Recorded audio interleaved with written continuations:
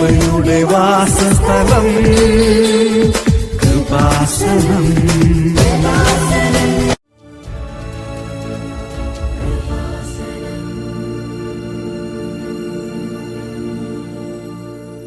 ആദ്യമായി ഈ പുണ്യഭൂമിയിൽ എത്താൻ സാധിച്ചതിന് അമ്മ മാതാവിനോടും തിരുകുമാരനോടും കോടാനുകൂടി നന്ദി അർപ്പിക്കുന്നു. എൻ്റെ പേര് വർഷ. ഞാൻ കൊല്ലം ജില്ലയിൽ കൊട്ടാരക്കര പട്ടാരിയിൽ നിന്ന് വരുന്നു. ഞാൻ ആദ്യമായിട്ട് കൃപാസനത്തിൽ വന്നത് എൻ്റെ സുഹൃത്ത് വഴിയാണ്. ഞാൻ ഇവിടെ ഉടമ്പടി എടുക്കുന്നത് ജാനുവരി 10, 2024 ഇവിടെ ഉടമ്പടി എടുക്കാനുള്ള പ്രധാനപ്പെട്ട കാരണം എനിക്ക് ഒരു വർഷമായിട്ട് എൻ്റെ കണ്ണുകളിൽ അലർജിയായിരുന്നു, ഡസ്റ്റ് അലർജി ആയിരുന്നു. അപ്പോൾ ഒരുപാട് മരുന്നുകൾ യൂസ് ചെയ്തിട്ടും അത് മാറുന്നില്ല.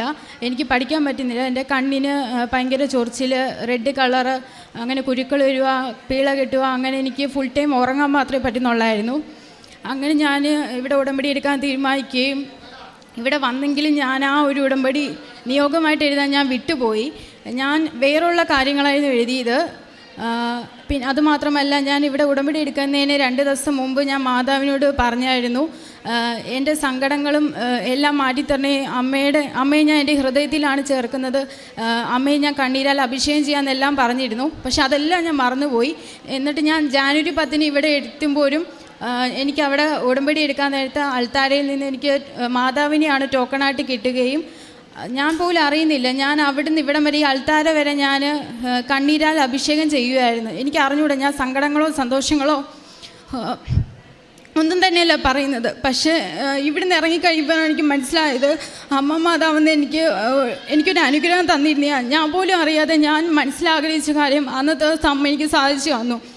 പിന്നെ ഞാൻ ആദ്യം നിയോഗത്തിൽ എൻ്റെ വെച്ചത്, എൻ്റെ ചേട്ടനാണെങ്കിൽ ഒരു ആയുർവേദ ഡോക്ടറാണ്. അപ്പോൾ ചേട്ടന് നല്ലൊരു ജോലി ലഭിക്കാൻ വേണ്ടി, ചേട്ടൻ പ്രൈവറ്റാണ് വർക്ക് ചെയ്യുന്നത്. അപ്പോൾ ഒരു ഗവൺമെൻറ്റിൻ്റെ എക്സാം പഠിച്ചിറങ്ങിയ ശേഷം ഇപ്പോൾ ഈ ഫെബ്രുവരി മാസത്തിൽ വന്നു. അപ്പോൾ അതിന് വേണ്ടി ഞാൻ ചുമ്മാ വെച്ചതാണ് ചേട്ടന് ഏതെങ്കിലും ഒരു സ്ഥലത്ത് മാതാവിൻ്റെ ഇഷ്ടമുള്ള സാലറിയിൽ ഒരു ജോലി നൽകണമെന്ന്. പക്ഷേ മാതാവ് അതിനും നല്ലൊരു ജോലിയാണ് ചേട്ടൻ ഇപ്പോൾ നൽകി അനുഗ്രഹിച്ചിരിക്കുന്നത്. ഏപ്രിൽ 3 ചേട്ടന് ഇന്തോനേഷ്യയിൽ നിന്ന് ഒരു കോള് വരുവാണ് ജോബ് ഓഫറായിട്ട്. അല്ലാതെ തന്നെ ചേട്ടൻ പൊതുവെയുള്ള ജോബിൻ്റെ വെബ്സൈറ്റിൽ ഇങ്ങനെ ചേട്ടൻ്റെ CV അപ്ഡേറ്റ് ചെയ്തിട്ടുണ്ടായിരുന്നു. അതിൻ്റെ ഇതായിട്ട് അത് കണ്ടാണ് കൊല്ലം ജില്ലയിൽ നിന്ന് എന്നോട് ഒരു മാഡമാണ് ഇന്തോനേഷ്യയിൽ നിന്ന് വിളിക്കുന്നത്, പ്രൊഫൈൽ കണ്ട് ഇഷ്ടപ്പെട്ടു എന്നുള്ള രീതി. അങ്ങനെ ഏപ്രിൽ 5 ചേട്ടന് 3 ഇൻ്റർവ്യൂ ഓൺലൈനിൽ അറ്റൻഡ് ചെയ്യുകയും അത് പാസ്സാവുകയും ചെയ്തു. അങ്ങനെ ഈ സാറ്റർഡേ ഏപ്രിൽ 20 ചേട്ടൻ ഇന്തോനേഷ്യക്ക് പോവുകയാണ്. രണ്ടാമതായുള്ള നിയോഗം, എനിക്ക് പീരീഡ്സ് ആയ കാലം തൊട്ടേ എനിക്ക് ഇറഗുലറായിട്ടുള്ള പീരീഡ്സ് ആയിരുന്നു. അത് കാരണം ഞാൻ അങ്ങനെ ആദ്യം തൊട്ടേ ഹോമിയോ മരുന്ന് അങ്ങനെ യൂസ് ചെയ്യുന്നെങ്കിൽ ഞാൻ അങ്ങനെ കഴിക്കാറില്ലായിരുന്നു. പിന്നെ ഞാൻ അലോപ്പതിയിലേക്ക് വന്നു.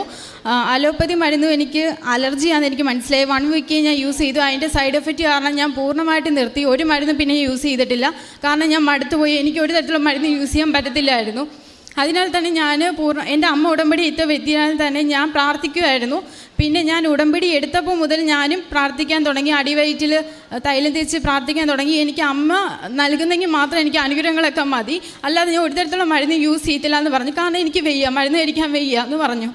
അതിൻ്റെ ഫലമായിട്ട് ഞാൻ പറഞ്ഞു എൻ്റെ ആദ്യത്തെ ഉടമ്പടി തീരുന്നതിന് മുമ്പാകിയെങ്കിലും അമ്മ മാതാവ് എനിക്ക് അത് സാധിച്ചു തരണമെന്ന് പറഞ്ഞു. അങ്ങനെ 90ാമത്തെ ദിവസം ഏപ്രിൽ 10 എനിക്ക് പീരീഡ്സായി അമ്മ മാതാവ് അനുഗ്രഹിച്ചു. ഞാൻ വേറെ മരുന്നൊന്നും യൂസ് ചെയ്തില്ല. കഴിഞ്ഞ വർഷമാണ് ഞാൻ മരുന്ന് യൂസ് ചെയ്ത് അലർജി ആയത്. അതുമാത്രമല്ല എനിക്ക് പഠിക്കാനൊന്നും തന്നെ ഇത് കാരണം ഭയങ്കര ബുദ്ധിമുട്ടായിരുന്നു. പിന്നെ ഞാൻ ഉടമ്പടിയിൽ ബാക്കി 4 കാര്യങ്ങൾ വെച്ചിരുന്നത് മാതാവും തിരുവനായിട്ടുള്ള ബന്ധം നിലനിർത്താനും പഠനവും പ്രേക്ഷിത പ്രവർത്തനവും ഒരുമിച്ച് കൊണ്ടുപോകാനും കുടുംബത്തിലെ സമാധാനം സന്തോഷം നിലനിർത്താനും ഒക്കെയായിരുന്നു. അതെല്ലാം മാതാവ് അനുഗ്രഹിച്ചു. പിന്നെ ഞാൻ നിയോഗത്തിൽ വെക്കാത്ത കുറേ കാര്യങ്ങളുണ്ട്. അതൊക്കെ ഞാൻ പ്രാർത്ഥന ദിവസവും ചെയ്യുമ്പോൾ ഞാനിങ്ങനെ വെറുതെ പറയുമായിരുന്നു, മാതാവ് തന്നാലായി അത്രയേ ഉള്ളൂ, അല്ലാതെ ഞാൻ വെറുതെ ഇങ്ങനെ തരണം പറയത്തൊന്നുമില്ല. എന്ന് മാതാവ് തരുവാണെങ്കിൽ മതി എന്നുള്ള രീതി. എൻ്റെ കണ്ണുകളുടെ അലർജി ഞാൻ പറയുമായിരുന്നു. എൻ്റെ കണ്ണുകൾക്ക് സുഖം പ്രാപിക്കണം. ഞാൻ സിക്ക് പഠിക്കുന്ന സ്റ്റുഡൻ്റാണ്. എനിക്ക് പഠിക്കാൻ പറ്റുന്നില്ല. വേറെയുള്ള പിള്ളേരെല്ലാം 24 മണിക്കൂർ പഠിക്കുമ്പോൾ എനിക്ക് മാത്രം ഒന്നും പഠിക്കാൻ പറ്റുന്നില്ല. ഞാൻ ഫുൾ ടൈം ഉറക്കമാണ്. എനിക്ക് കണ്ണുകളുടെ പ്രശ്നം കാരണം എനിക്കൊന്നും പഠിക്കാൻ പറ്റുന്നില്ല. അങ്ങനെ മാതാവ് എനിക്ക് കണ്ണുകളുടെയും പിന്നെ അതുപോലെ എനിക്ക് എനിക്ക് ഫുൾ ടൈം ചുമയായിരുന്നു. ഞാൻ അതിനൊന്നും തന്നെ മരുന്ന് യൂസ് ചെയ്യുന്നില്ലായിരുന്നു. ടോൺസിൽസ്, കണ്ണിൻ്റെ പ്രശ്നങ്ങൾ, ഇതെല്ലാം തന്നെയും മാതാവ് എനിക്ക് ഈ അടുത്തിടയ്ക്ക് എനിക്ക് സുഖപ്പെടുത്തി തന്നു. പക്ഷേ ഇതൊന്നും ഞാൻ അറിയുന്നില്ലായിരുന്നു. ഞാൻ അച്ഛൻ്റെ ഒരു ടോക്കിലൂടെ പറയുന്നുണ്ടായിരുന്നു അച്ഛൻ കണ്ണുകളെ സുഖപ്പെടുത്തുന്ന കാര്യമൊക്കെ. അപ്പം ഞാൻ ആഗ്രഹിച്ചു അത് എൻ്റെതായിരിക്കണമെന്ന്. പക്ഷേ അത് എൻ്റെതൊന്നും അല്ലായിരുന്നു. എങ്കിലും ഞാൻ പിന്നെ അതിനെക്കുറിച്ച് ചിന്തിക്കാതായി. അങ്ങനെ ചിന്തിക്കാതായപ്പോൾ തന്നെ ഞാൻ പിന്നീട് ഒരു ദിവസം വിചാരിച്ചു ഇതൊന്നും എനിക്കിപ്പം വരുന്നില്ലല്ലോ, കണ്ണിൻ്റെ അസുഖങ്ങളില്ല, ഒരു തരത്തിൽ പ്രോബ്ലം വരുന്നില്ല, ചുമ വരുന്നില്ല, എൻ്റെ ടോൺസിൽസ് ആണ്, സൗണ്ട് പോകുന്നില്ല, ഒന്നുമില്ല. അപ്പോൾ എനിക്ക് മനസ്സിലായി അതെല്ലാം എനിക്ക് പൂർണ്ണമായിട്ട് മാറി കിട്ടിയെന്ന്. അതേപോലെ തന്നെ അടുത്തതായിട്ട് നിയോത്തി വെക്കാത്ത കാര്യം തന്നെയാണ്. അതുപോലെ അച്ഛനായാലും പ്രോസ്റ്റേറ്റിയൻ പ്രോബ്ലം ഉണ്ടായിരുന്നു. അത് കാരണം എപ്പോഴും യൂറിനേഷന് വേണ്ടി അങ്ങനെ തോന്നുമായിരുന്നു. അതൊക്കെ ഇപ്പോൾ കുറഞ്ഞു. അതിൽ അമ്മയ്ക്ക് വേരിക്കോസിൻ്റെ പ്രോബ്ലം അതും ഇപ്പോൾ ഒരുപാട് കുറഞ്ഞു. ചേട്ടൻ്റെ ശരീരത്തിൽ സ്കിൻ ഡിസീസ് അതെല്ലാം ഉടമ്പടി തൈലമായിട്ടാണ് കുറഞ്ഞത്. പണ്ട് ഒരുപാട് മരുന്ന് യൂസ് ചെയ്തിട്ടുണ്ടെങ്കിൽ അതൊന്നും തന്നെ ബലം ചെയ്തിരുന്നില്ല. എൻ്റെ കുടുംബത്തിൽ ഞാൻ കണ്ടതെന്ന് വെച്ചാൽ ഈ ഉടമ്പടി തൈലം മൂലം മാത്രമാണ് എല്ലാം മാറി കിട്ടിയത്. അല്ലാതെ മരുന്നുകളുടെ ഇത് മൂലമല്ല. മരുന്നുകളിനോട് താല്പര്യം ഇല്ലാഞ്ഞോട് പണ്ട് കുറേ യൂസ് ചെയ്തിട്ടുണ്ട്. അതിനാൽ തന്നെ ചേട്ടൻ ഡോക്ടറായിട്ട് പോലും ഞങ്ങളത് യൂസ് ചെയ്യാറില്ലായിരുന്നു. മാതാവിൻ്റെ തൈലമായിരുന്നു യൂസ് ചെയ്യുന്നത്. അങ്ങനെ ഒരുപാട് അമ്മ മാതാവ് അനുഗ്രഹിച്ചിട്ടുണ്ട്. പിന്നെ കാരുണ്യ പ്രവർത്തികളാണെങ്കിൽ വൃദ്ധസദനത്തിൽ പോവുകയും അവർക്ക് സാമ്പത്തികമായിട്ടുള്ള ഫുഡിന് വേണ്ടിയുള്ള പൈസ കൊടുക്കുകയും അതുപോലെ പത്രങ്ങൾ വിതരണം ചെയ്യുക. എനിക്ക് ഉടമ്പടി എടുത്ത അന്നത്തെ ദിവസം തൊട്ട് എൻ്റെ ആഗ്രഹമായിരുന്നു. ഞാൻ ആഹാരം കഴിച്ചില്ലെങ്കിലും ഏതെങ്കിലും ഒരു വ്യക്തിക്കെങ്കിലും എനിക്ക് ദിവസം ഫുഡ് കൊടുക്കണം എന്നുള്ളത്.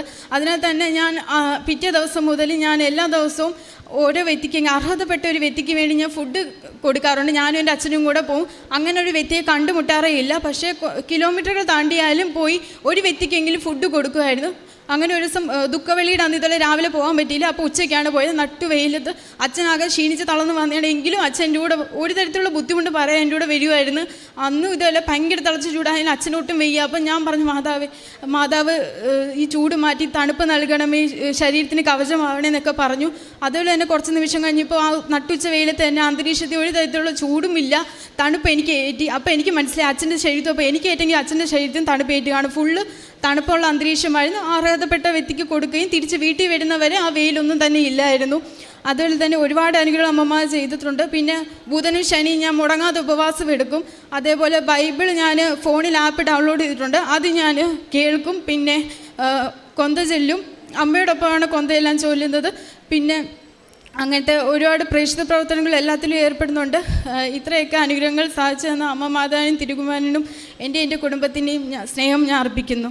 എനിക്ക് ഇഷ്ടമുള്ളവനിൽ ഞാൻ പ്രസാദിക്കും, എനിക്കിഷ്ടമുള്ളവനോട് ഞാൻ കരുണ കാണിക്കും. പുറപ്പാട് 33:19. കർത്താവിന് ഇഷ്ടമുള്ളവരാകുവാൻ എങ്ങനെയൊക്കെയാണ് നാം ജീവിക്കേണ്ടത്, പ്രവർത്തിക്കേണ്ടത്? ഇവിടെ വർഷ എന്ന ഈ മകള് തൻ്റെ കാരുണ്യ പ്രവൃത്തികൾ, പ്രേക്ഷിത പ്രവർത്തനം അതൊക്കെ എത്ര തീഷ്ണതയോടെ ചെയ്യുന്നു. 22 വയസ്സുള്ള ഒരു മകൾ, ആ മകൾക്ക് ജീവിതത്തെക്കുറിച്ച് കിട്ടുന്ന ബോധ്യങ്ങൾ, താൻ ഉപവാസമെടുക്കുന്നു, അതുപോലെ ഇതുവരെയും ചെയ്യാത്ത തരത്തിലുള്ള കാരുണ്യ പ്രവർത്തികൾ, അനാഥാലയങ്ങൾ സന്ദർശിക്കുന്നു, മറ്റുള്ളവർക്ക് ഭക്ഷണം കൊടുക്കുന്നു, തൻ്റെ ഒരു നേരത്തെ ഭക്ഷണം താൻ കഴിക്കാതെ മറ്റുള്ളവർക്ക് കൊടുക്കുന്നു.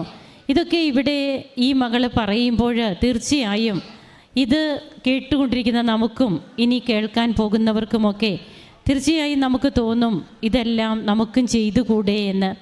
അങ്ങനെ ജീവിതത്തിൽ കർത്താവിന് ഇഷ്ടപ്പെട്ട മകളായി ഈ മകൾ മാറുകയാണ്.